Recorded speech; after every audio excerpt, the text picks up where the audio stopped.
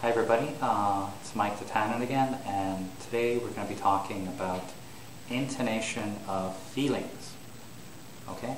So intonation of feelings, what is it? Well, they are pitch patterns that show feelings. Now, pitch is something which is important for language.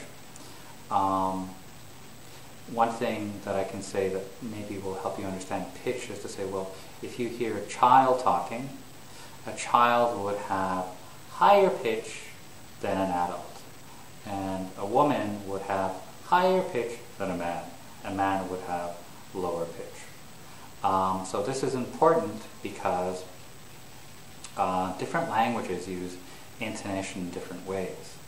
In English, what we do is that you can use your normal intonation. Okay? So now I'm speaking with my normal intonation pattern. Okay?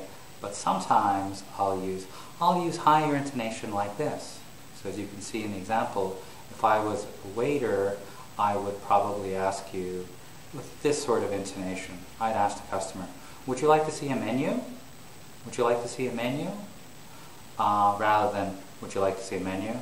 That would not be appropriate for a lot of jobs that involve working with customers. So anything in which you work customer service, you would probably use higher intonation.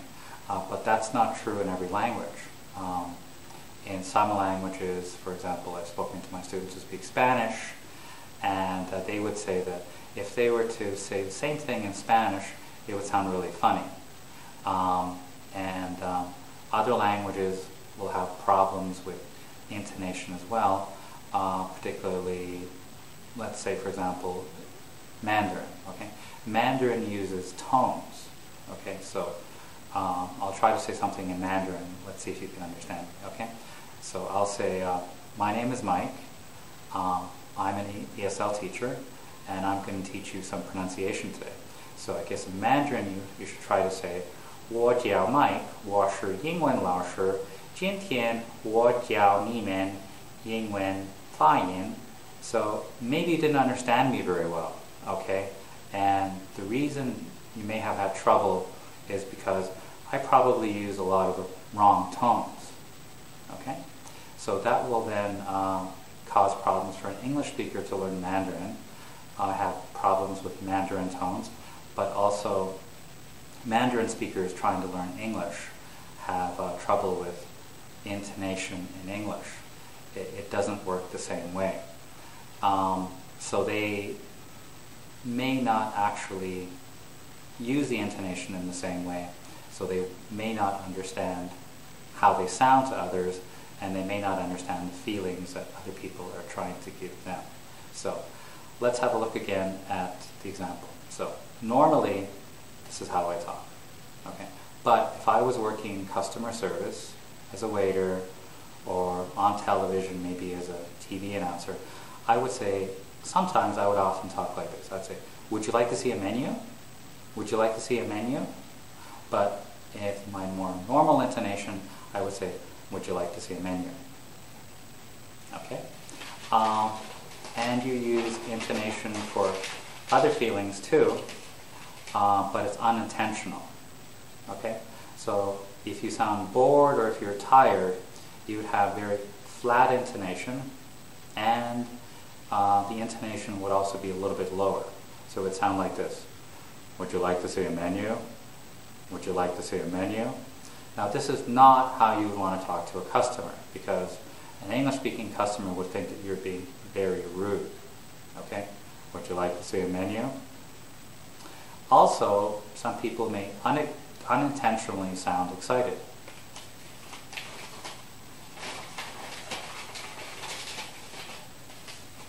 Now the way that you sound excited is you will talk louder, and your intonation will go up and down. So if you were very excited for some reason, you would say, would you like to see a menu? Would you like to see a menu? So that would be very weird if the waiter were to ask you something like that. But some speakers, perhaps some Chinese speakers, may unintentionally sound excited, because in Mandarin of course you use tones, unlike in English. Finally, some people sound angry.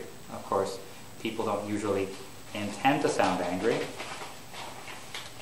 but they'll sound angry if their intonation is falling like this, or they'll at least sound a little bit upset, and often they'll talk a little louder. So you would sound angry if you were to say something like, would you like to say a menu? Would you like to say a menu? Or at least like you're having a very bad day.